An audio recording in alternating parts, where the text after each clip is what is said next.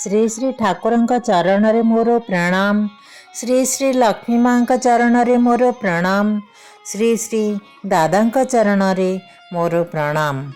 ମୁଁ ଆଜି ଶ୍ରୀ ଶ୍ରୀ ଠାକୁରଙ୍କ ଶ୍ରୀମୁଖ ନିଃସୃତ ନାରୀର ନୀତିର 56 ବାଣୀ ଆପଣମାନଙ୍କ ଆଗରେ ତୋଳି ଧରିବି। ଏକ ପାତ୍ରରେ ଆହାର। ନାରୀର ନୀତି। ଅନେକ ମିଳି ଏକ ପାତ୍ରରେ ଆହାର କରିବ ନାହିଁ, ବରଂ ଏକ ସାଙ୍ଗରେ ଆହାର କରିବ। ଯଦି ପ୍ରୟୋଜନ ବିବେଚନା କର। ଏକ ପାତ୍ରରେ ଆହାରରୁ ଅନେକ ରୋଗ ସଂକ୍ରମିତ ହୁଏ। ଏହା ବହୁ ଦେଖାଯାଇଛି। ଏହା ଫଳରେ ତୁମେ ରୋଗଦୁଷ୍ଟ ହୋଇ ସମସ୍ତ ପରିବାରକୁ ମଧ୍ୟ ରୋଗଦୁଷ୍ଟ କରି ପକାଇପାର। ଯାହା ସ୍ୱାସ୍ଥ୍ୟ, ଆନନ୍ଦ ଓ ଜୀବନକୁ ଅବନତ କରେ, ତାହା ହିଁ ପାପ। ତେଣୁ ସୁସ୍ଥ ଗୁରୁଜନଙ୍କ ବ୍ୟତୀତ କାହାରି ଉଚ୍ଛିଷ୍ଟ ଭୋଜନକୁ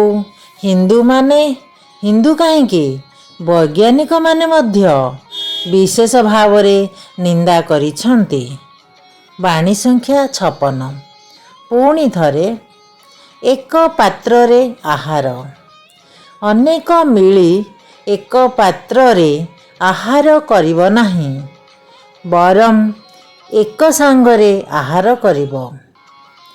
ଯଦି ପ୍ରୟୋଜନ ବିବେଚନା କର।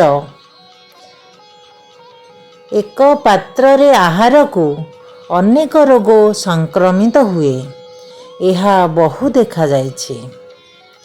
ଏହା ଫଳରେ ତୁମେ ରୋଗଦୁଷ୍ଟ ହୋଇ ସମସ୍ତ ପରିବାରକୁ ମଧ୍ୟ ରୋଗଦୁଷ୍ଟ କରି ପକାଇପାର।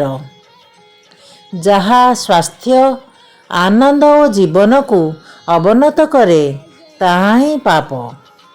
ତେଣୁ ସୁସ୍ଥ ଗୁରୁଜନଙ୍କ ବ୍ୟତୀତ ଆଉ କାହାରି ଉଚ୍ଛିଷ୍ଟ ଭୋଜନକୁ ହିନ୍ଦୁମାନେ କାହିଁକି ବୈଜ୍ଞାନିକମାନେ ମଧ୍ୟ ବିଶେଷ ଭାବରେ ନିନ୍ଦା କରିଛନ୍ତି। ବାଣୀ ସଂଖ୍ୟା 56। ଜୟ ଗୁରୁ।